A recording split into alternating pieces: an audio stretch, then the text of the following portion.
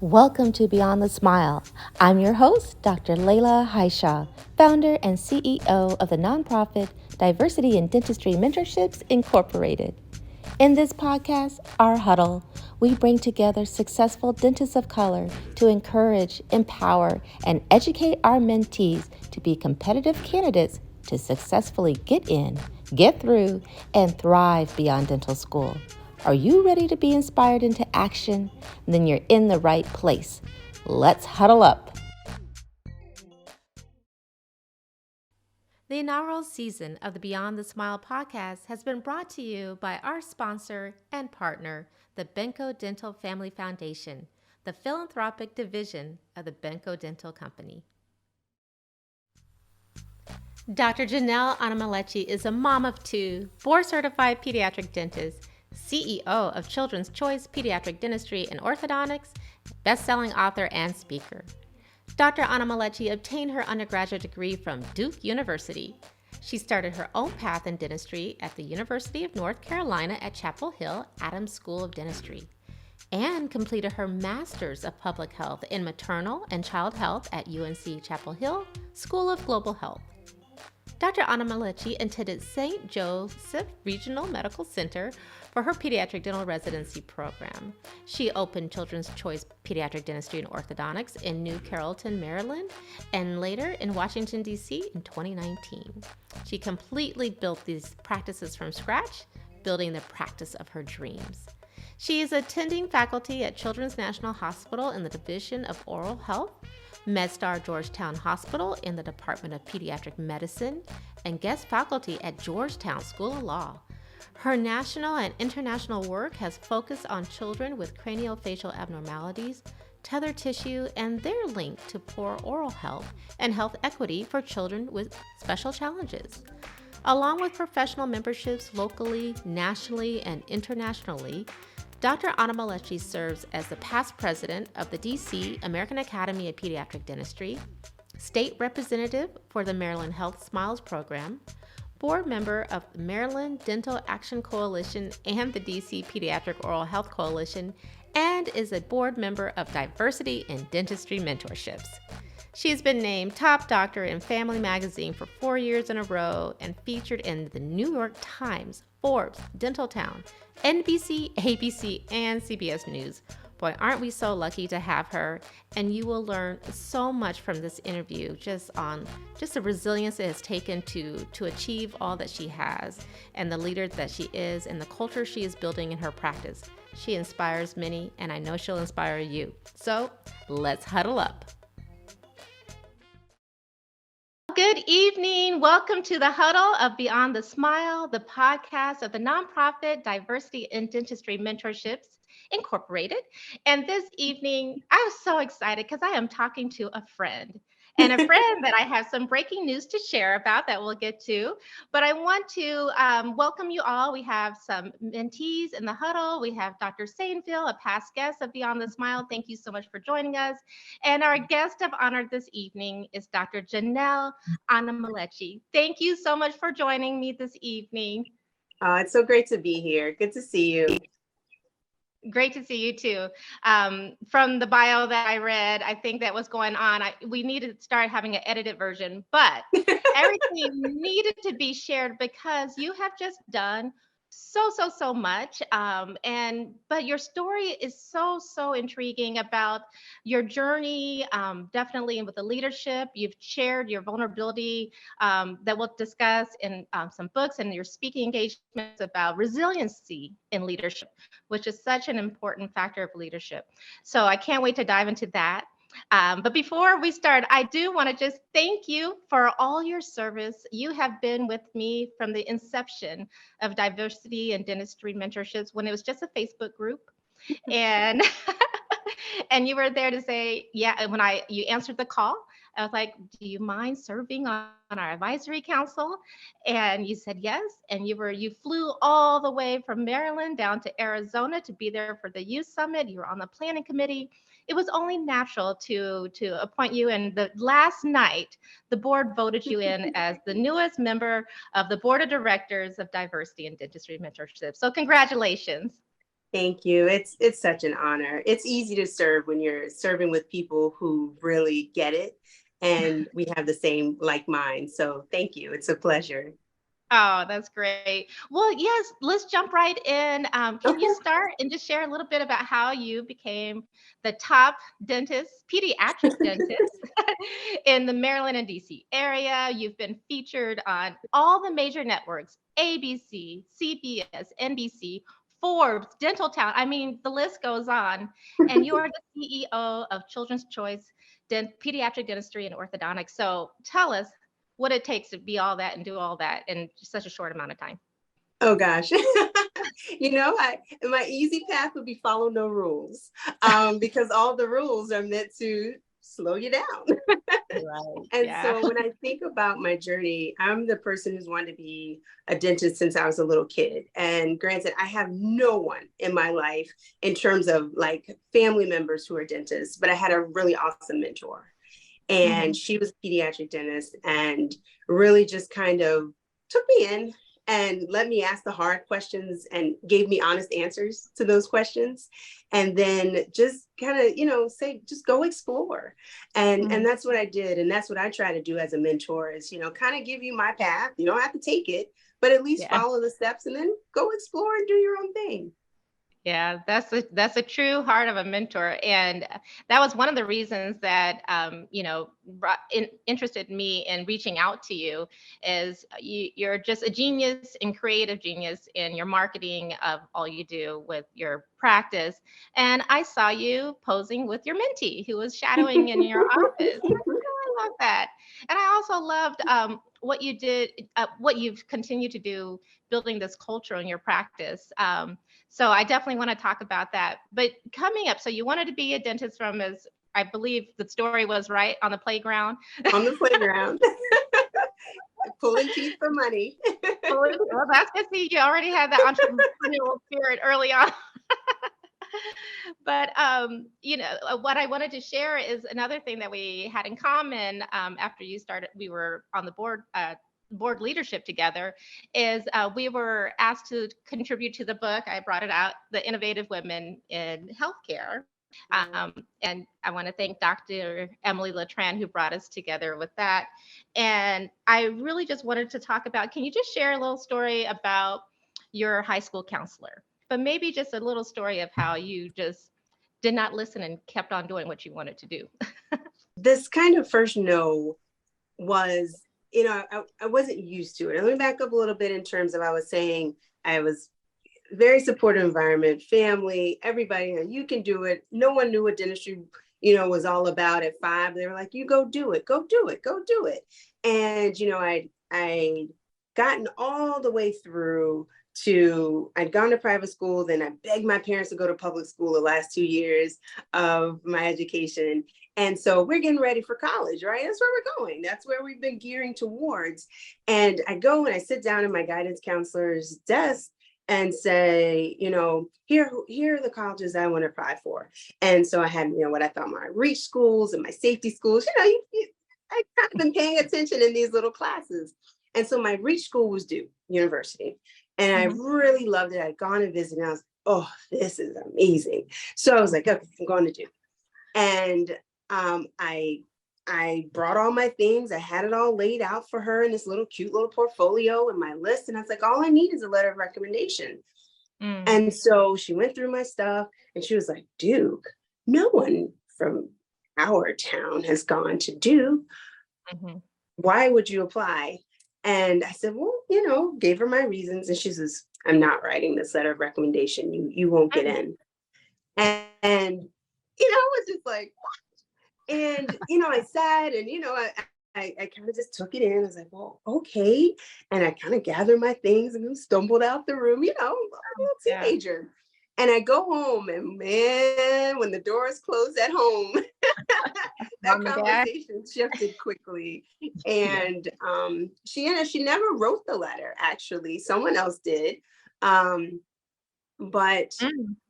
it it really was a big deal. And almost like 20 years later, I saw that same guidance counselor. She was like, oh my God, my student. And I was like, Right. You No. remember? Do you Yeah. remember how you could have crushed your Oh, dream? totally. And so that was a big first eye opener.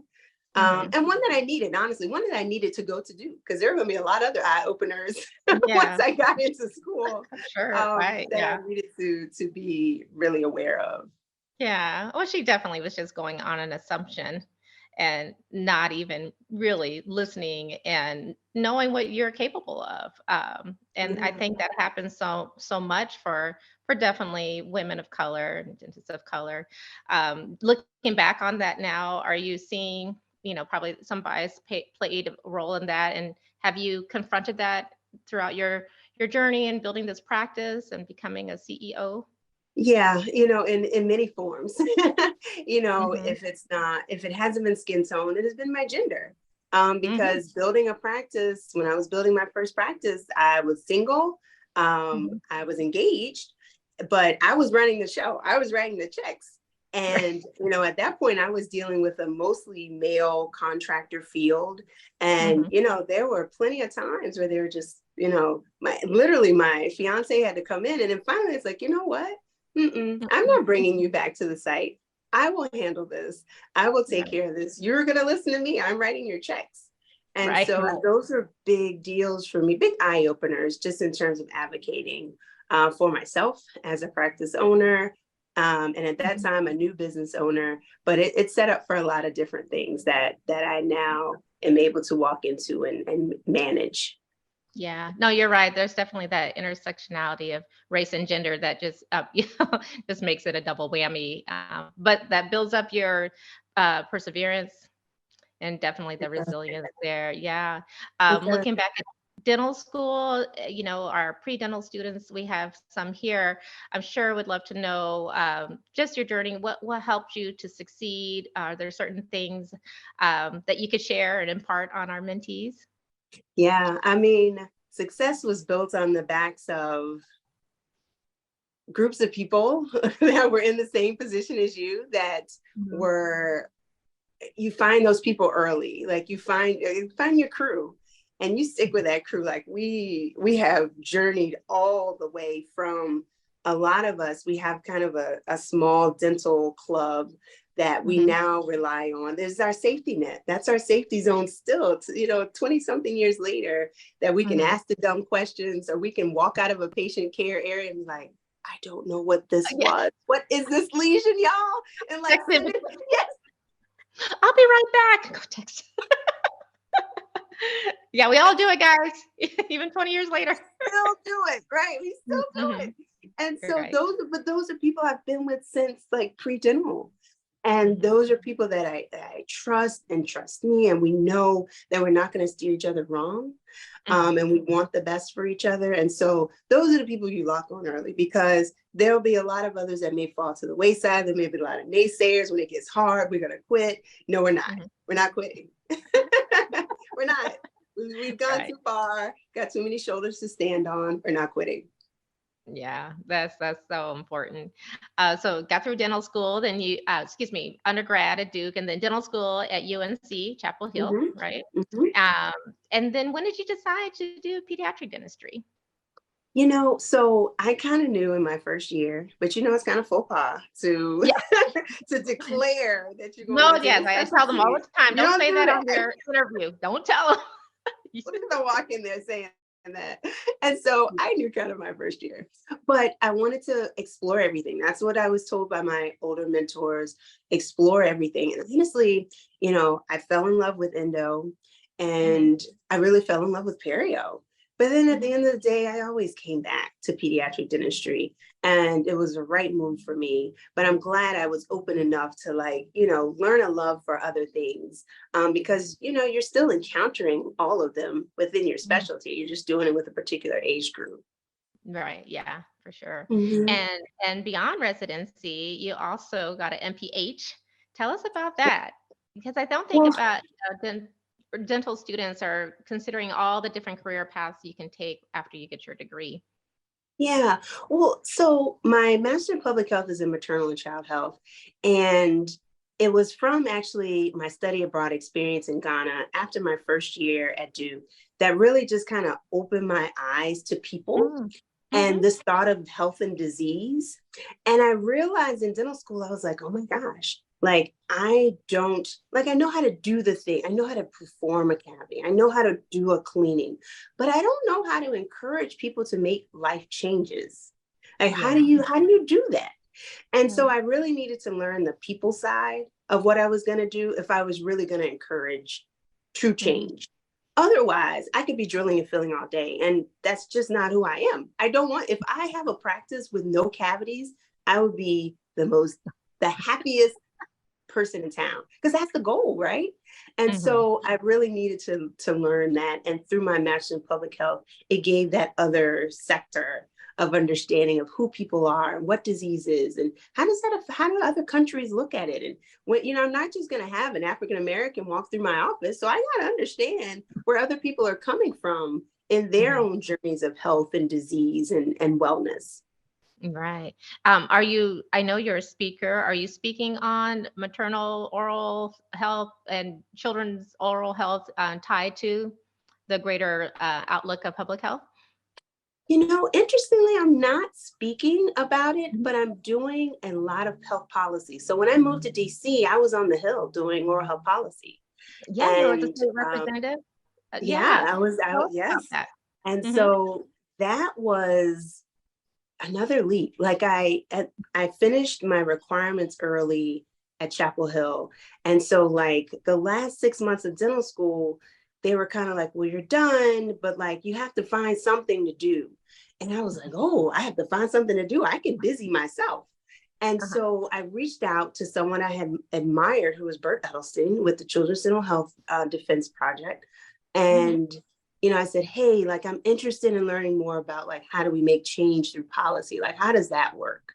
And so he, and this was just a dental student reaching out to someone, and he said, come with me, come up Oh, to New wow. York. And I was Yeah. like, what? And he was like, no, come. And I was like, dear dean of dental school, like I have Guess been where I'm asked going? to go to New York. I will be back, You And bet. thankfully, at this point in dental school, like my advisors, they knew I was crazy enough to just like go. And so they Yeah. were like, as long as we can like make it seem like it's part of, put this within your educational realm, you can go. And That's so amazing. that's where I started falling in love with health policy. And Mm. again, like that national look, because I knew I would be in one mouth, daily, one person. But how do I like change thousands and millions of lives with just one stroke of Yeah. a pen? Well, it's through policy. And That's so that's impact. what I was working on. And that's what I do a Wow. lot now in my, I was testifying last week and just kind of, I really like that aspect of oral health in that realm. Oh, that's amazing. And one thing that just kind of clicked when you were talking about, and I would love our mentees to really hold on to, is that you just asked. You Yeah. know, me just having someone like you on the board is like, I just asked. If Yeah. there's a dentist you want to learn from and shadow and mentor, you just have to ask. You just don't know. When raising money, we just have to ask, right? Because we know what it is going to do and the lives it's going to impact. And right, you're treating kids day in and day out, but that's only so much of a reach that you can have. But changing global policy reaches out globally. So Yeah. I think Yeah. that's amazing. I think that's amazing.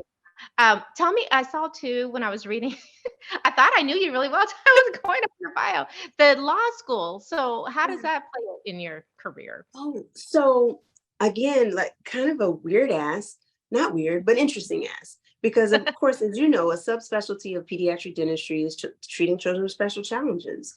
Mhm. And throughout the country, there are issues with special needs children as they get older, right? Where do they go? Do they stay with us as a pediatric dentist? Do they go somewhere else? And Mhm. so a particular group of law students at Georgetown like had interest in this.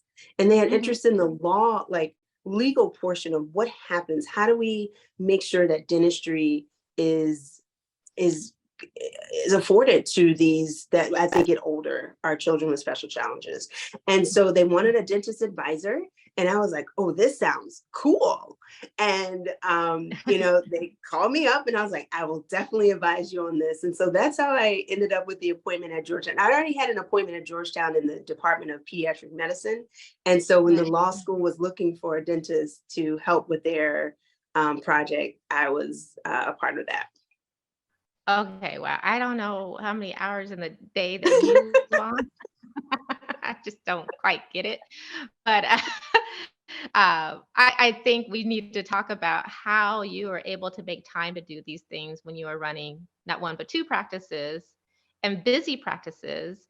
And you're also writing you're a contributing author to so many publications and serving. So what's the secret? Well, just like you, when you're doing something you love, it really doesn't seem like work. And so, there are definitely limited hours in the day, and I'm probably getting less sleep than I really should. But these are things I get pumped up about. I get excited about them. And so when opportunities come along, I've started to, even as you and I have talked to, make sure my yeses and nos are in the right place. And is this serving me right now? Because when you start getting opportunities, it's like, oh, yes, this is what I've been working towards. Why would I say no? But, there is a right time and place for everything. And so now as I have two kids and they're 7 and 4, and we've really tried to look at, okay, what do I want, right? What do I really want? Now, I've started kind of saying, okay, in due time, we'll do this, or, in this time, I'll do this. So it's really just looking at the whole breadth of everything and really seeing what's now and what's later. And well, maybe not at all at this point. Oh, yeah, that's so true. And I remember when we were at the conference promoting the book, So, and you set up the Zoom so your kids could see you speak. And first of all, I just thought it was the sweetest thing. They want to see mommy speak. yeah. And I think that's so important for them, our kids, to see us doing the work and the impact it makes. And it's well, of course, inspire them to thrive and achieve and reach for big goals and know that they can do it too. So it's a wonderful lesson to instill on them, and they know that mom's always there for important things. Yeah, and just encourage them and be there for them. Yeah, they know mommy's always first, right? And then she's Mommy's also the there. dentist in Yeah, it uh, was funny. Tonight, my son at dinner was asking me, I'm not sure. Oh, I was on a Zoom. We were listening. My husband and I were listening to something, and he's like, my son was like, my daughter was saying, "Was that your boss?" And my son said, "She didn't have a boss." And I was like, "You're so right. yes, I have no boss." so true. And he said it Oh, without it even, I is. mean, It's it's amazing. like, you win. She has no boss. That's right. I don't. It is the boss, boss lady, dental boss. That's right. It is, and your kids are young. Mine are a little bit older. I have a daughter in college, and my twins are now freshmen in high school. And last year, I Mhm. brought them with me to the ADA conference that's called SmileCon, and to hear me speak. And oh my gosh, I mean, I will never ever forget it. After we were done, they just ran to me and just enveloped me in this big old hug. And I'm so proud of you, mommy. I mean, it was just amazing. So I just want everyone to know you can do both. It's not one or And the other. Is you always prioritize your time. And yes, I may miss a few dinners mhm. or a few picking them up from the game, but I'm always gonna be there to know that we encourage and we support our whole family supports one another. So I No, know. that's So just that's a uh, that's a big that's a big lesson, but it's a big breaking there are no rules, type of yeah. thing. Where when I had my first child and started back on the speaking circuit, I was like, oh my God, it's over. Like I have a kid now, I can't go anywhere. And Mhm. then finally, I was like, oh no, they can come with me. And like my first few like speaker circuits after maternity leave, my kid was on me, like I love it. literally strapped on me, and I'm giving. And it's just like you can make anything work if you want. Yeah, There's it no really rules helps. to this. Yeah, there are no Yeah. rules. And people see them in you and connect more. And, they may have heard that same message 1,000 times before from other speakers, but it's something about you doing it and how you present it and having your child right there that they're going to connect with it, and it'll click then. So yeah, for sure. Well, before we come to the end, I just wanted to open up the huddle. We're in our huddle with a few mentees. Anyone have a question? Feel free to unmute, or if you like, you can put it in the chat. So we shared so much. But while that's coming up, if there are any questions, can you share too a little bit about the Mom Inspired Dentist Approved, and Mhm. and tell us the intention with that, and how people can be a part of it. Well, it was another answer to me having a little bit of expression of my own. And so, my practice in Children's Choice, we've grown it. We're now, two, possibly a third coming location. And so it's now, I was like, okay, now it's time for me to redefine myself, right? And so that's where the Mom Inspired Dentist Approved came out of. And it's an opportunity to see me authentically, but also to explore dentistry from kind of a mom perspective. And so it kind of just meshes all my loves together. Oh, I love And it. it's been really nice to come from that angle, because I really also want to make sure that within the practice, when I'm highlighting, I highlight the team, right? It takes all of us to do the things that we do every day. So I didn't want to constantly take up the spotlight and in just my Children's Choice brand. Right. Yeah. Oh, you do such a great job with your team. I think you give such a great lesson in inclusion and belonging and the culture that you've created. I mean, I've even shared it when I have my lectures, that you can genuinely see bouncing off of the screens just the true, authentic happiness and joy that your employees feel like they can show up as their true selves. And when they do, success follows. And you've really done a great job with that. So I commend you on it. And I know a lot of other practicing dentists can learn from that and glean from what you're sharing online. So thank you. And you're speaking on it too. Thank you. Thank you. Yeah, I mean, my goal is always for a team member. They may not stay forever, but I hope that they take something and grow a bit before they leave my practice. And so that's always the goal. We just want to develop people. I want to continue to develop as a leader. And as long as we have that understanding between each other, like we're constantly then just moving forward, and not stumbling over each other. Good point. Well, I mean, I think you kind of shared a little bit that what might be coming next. I was going to say, what's next for you? Not that you need to do anything else, but I know that high achieving women with big visions, and God's definitely put some big visions in your heart, and you're acting out on your purpose. What is next? Maybe it's to rest.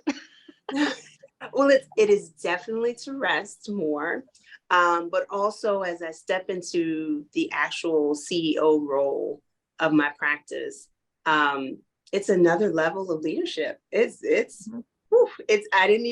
don't teach this in dental school. And so I'm now learning, what it means to be CEO, and, what strategy looks like for the practice and things of that sort. And so as we move there, it opens up other doors of, what does dentistry look like? What do I want dentistry to look like? Who do we want to represent?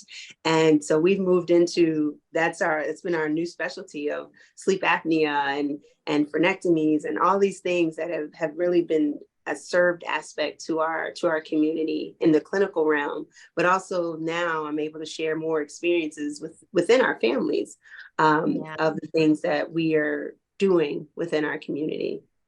Absolutely. Oh, well, before I let you go, we have a couple of questions. Do you have time? Sure. Yeah. And so Brianna was asking, you spoke on advocating for yourself. As pre-dental students, what are some tips that you have for them as they're on this journey in their pre-dental stage? So, I would really say in this stage, be thoughtful about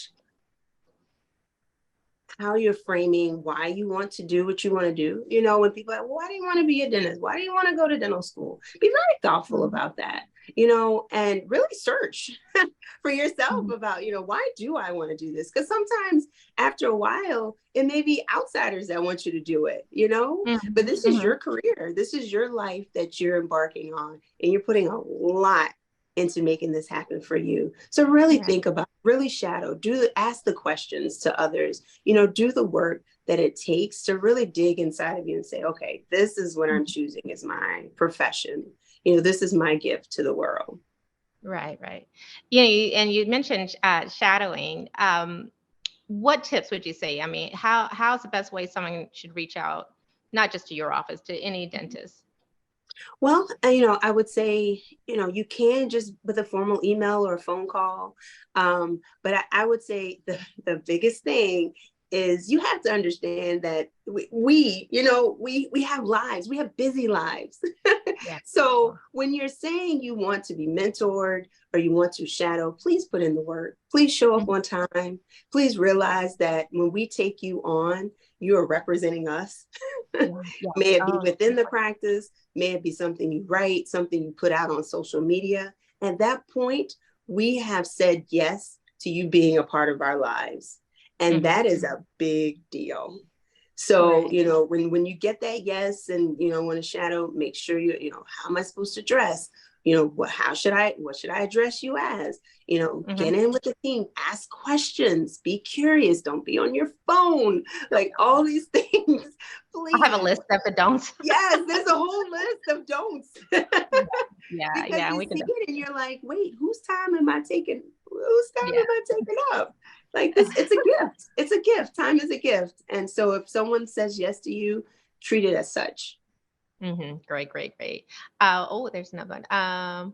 Oh yeah, you're just so inspiring. They were just adding. Brianna's one of my mentees. Oh, oh, wonderful. She's so She lucky. is. So lucky, so lucky. And I think you kind of touched on definitely how you persevered. Any other nuggets? You know, they just want to be in your shoes. You just shown what is possible, and of course, that's the greatest thing about being a mentor is to inspire hope in others to know that it is possible. But like you said, it wasn't easy.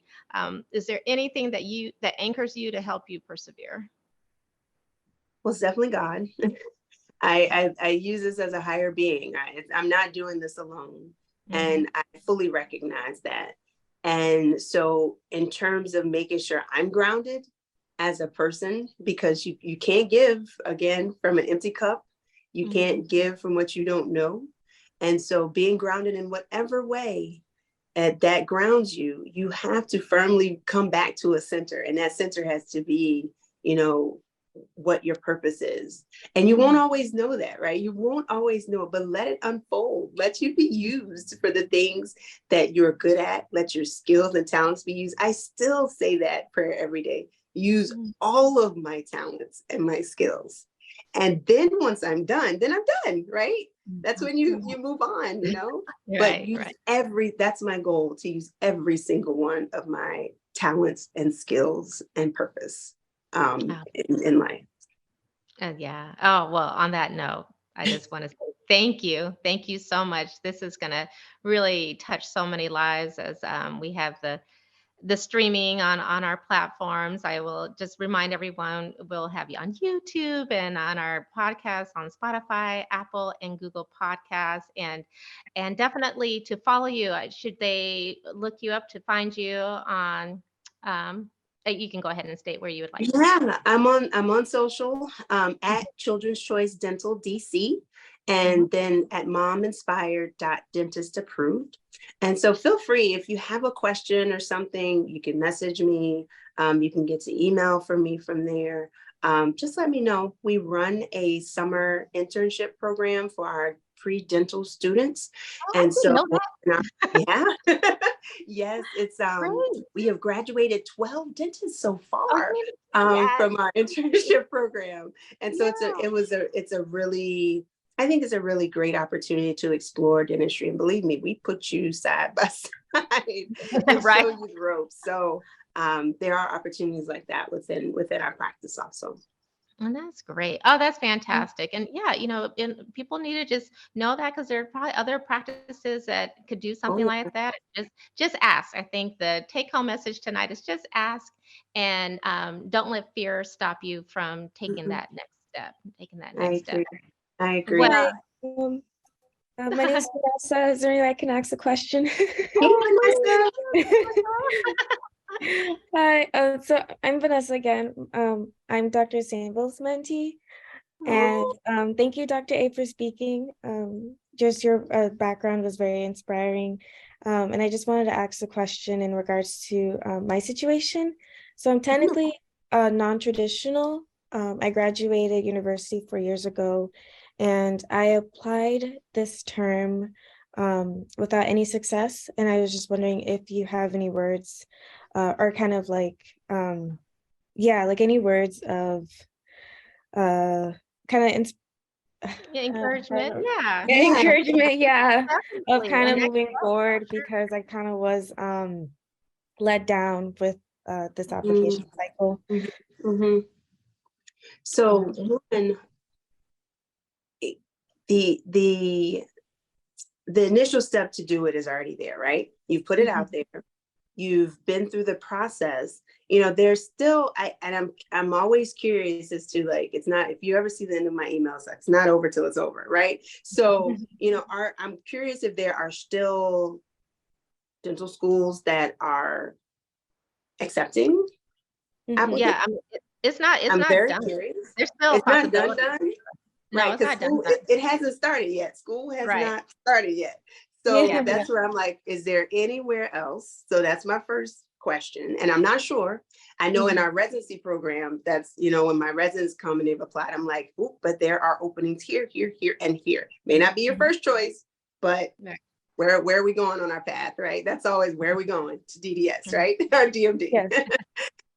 So definitely, if you're able to find out those things, check and see.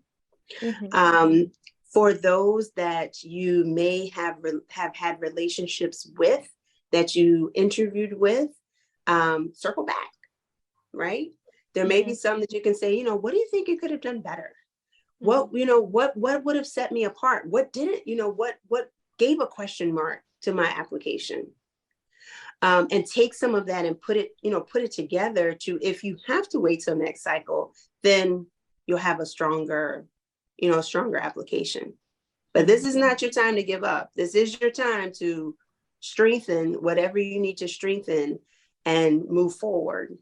But this is definitely not give up time if that's where you are, because the application pool is getting bigger and bigger, especially depending on what dental schools you apply to.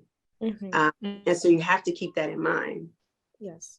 Yeah. Yeah. I mean, everything you said, I would add on to definitely reach out because they can tell you sometimes, like Mm-hmm. specifically, was it just, leadership or extracurricular, or was it more like a DAT? I don't know in your case, but So also, for me, go ahead.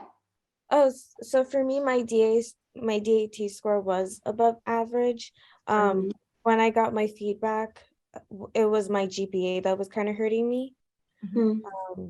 And so, like, I have tried to do upper level courses with my alma mater at UF, but the reason why I stopped was because of income. I would because I graduated already, I didn't qualify for financial aid. So that was kind of like one of a major milestone that I'm kind of figuring out how I can work around that. Mm-hmm. Is there, I know you were taking the course, but have you looked at some of the other post-baccalaureate programs that's what comes to mind? Yes. Mhm. So I applied to two. I applied to Meharry as well as Boston universities. And for those two, I got a denial. That's why I'm kind of in Yeah. in a tough state right now. So you're also headed into the summer, because this is March, right? So there also are pre-dental programs. The one I did was Baylor of Dallas. But there's UNC Chapel Hill, Harry has one, I think Howard has one. UMKC. Who UMKC in Kansas who City. else? Kansas City, Okay. So there are these UMKC. hosts, Kansas City. hmm And so there are these hosts of pre-dental programs that, put you in the seats. And for Baylor, if you went through that program, you automatically got an interview to Yeah. Baylor. But then the other thing was that my goal from that program was to get a letter of recommendation. So it was almost like a squeeze in program where I was just there to prove myself. Like I just needed another, advocate for me. And literally the director from Baylor called UNC and was like, you need to take this girl. Like before I even got back to North Carolina, they were already like, yeah, she's in the works, right? Yeah. She's in the works. And so you use programs like that also to just prove yourself. You go in there and you work your tail off for those. And sometimes you get DAT prep and you get all these other things. And, they help you form your story. Cause I don't know how you were telling your story and why your GPA was what it was, right? Cause that's important too. And so they kind of help shape you in that. And then you get out of there and you've got a whole set of people who are also advocates on your behalf for whatever programs you might be trying to get into, but also theirs. Right. Yes. Yeah. And a lot of those summer programs the deadline may have passed because usually it's like around February, like I'm thinking the It usually SHED is. program and all that stuff. However, find the programs and then call them still and say, I just want to let you know I'm very, very interested in coming. If anyone should come off of the list, could I be considered? And if you can't do that, because if you're not able to do the post baccalaureate, then we're going to have to pump up some of the other parts of it. So definitely like a recommendation letter, work on your personal statement. It's great you have a DAT score because that usually is the one thing That's the one. Yeah, that's usually the one. So there is still potential. Don't want you to give up. But what I would say is, definitely at the schools, if you want to be in Florida, find out when they are hosting some of their outreach programs, like the Give Kids a Smile or some other things that they do, and just be there as a volunteer. You connect with a dental student there who can connect you with whoever program director is doing it or chairing some event. And you say, I'll do anything. I'll be your runner. I'll help with check-in. But when you're in that space, you're meeting some of the faculty who are volunteering there. And there's something to be said too, to kind of make connections with some of the leaders who are dental students, because they have the ear of faculty, and some of those faculty are on the admissions committee. So you just kind of have to be a nuisance. You just have to be there and like just keep showing up. Just keep showing up to finally be like, oh yeah, oh that's that Vanessa. And when that application comes across next year, that's Vanessa's application. Yeah. Yeah, and you're in a part of who you know. Also, you can't overlook the who you know, who can also lend a word in the room for you. No, it's true. It's true. Get involved with our nonprofit. There's, one of the things, if our interns come in, I say I'm writing them a recommendation. And over the years, we have grown our recognition nationally. That when it comes, I mean, so far it's been successful, but not just mine. There are other nonprofit dental organizations. So I'm just giving you that as an example, but showing that you're serving your time. And oh yeah, Adia, right? The Adia. That's this weekend in Portland.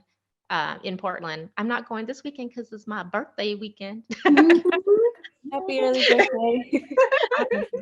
Thank you. But I know, I hope those are some tips that you can, make a plan. You have an amazing mentor in Dr. Sainville, and I thank you guys on your agenda for your next mentoring meeting. This is what you're going to write it down, write out who you're going to contact, when, and how. Have you contacted her yet and told her? Dr. Sainville? Yes. Oh yes, I currently work with Dr. Sainville, so Dr. Sainville knows everything about me. Okay. Yeah. Mentors become I'm her mentor. Oh yeah, great. Well, and Brianna mentioned Detroit Mercy has like a summer program, so they're out there.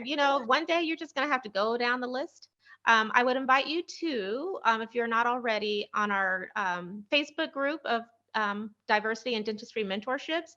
That is an open community, and we have a lot of dentists there. We even have a lot of faculty and administrators, dental school. We have dental school deans who are in our group, Yes. Vanessa. And we Yes. had one student just said her mentor came on and like she's looking at dental schools. Does anyone have any connections? And people were giving them emails to like assistant deans. Yes. So join our group, ask the question there again, and you'll hopefully get some pointers and some connections that way. That's why I created it. It's just really to have a forum where we can bring dentists of color and all dentists. I'm sorry, we have all dentists, but our focus is to increase the diversity and equitable pool of applicants to come to apply to dental school, so that we can increase the diversity of the dental workforce. So that's why we're here. Thank you guys so much for your time and advice. Thank you guys. Our pleasure. Our pleasure. Well, I know the next steps for you, Dr. Anamelechi, is 9:19, and you're in your practice. Just to go home. Not a.m. to p.m. It's time to go home. So we want to thank you so much for your time, your graciousness, your vulnerability, and your insight. I'm just so proud of you, and I'm just so lucky to be able to call you not only a colleague, but a friend. And here we are to let you guys know that if we did it, so can you. Thank you guys, and have a good night. Don't forget to subscribe and follow the podcast. All right, you guys have a safe evening. Good night. Thank you for joining us on another episode of Beyond the Smile. If you need a dental mentor, or you would like to be a mentor, or even if you would like to support our mission to strengthen the diversity pathway from middle school to dental school, please visit our website for more information at diversityiндentistry.org. Please share this episode, subscribe to our podcast, and together we can raise the next generation of diverse leaders in dentistry. We did it, so can you.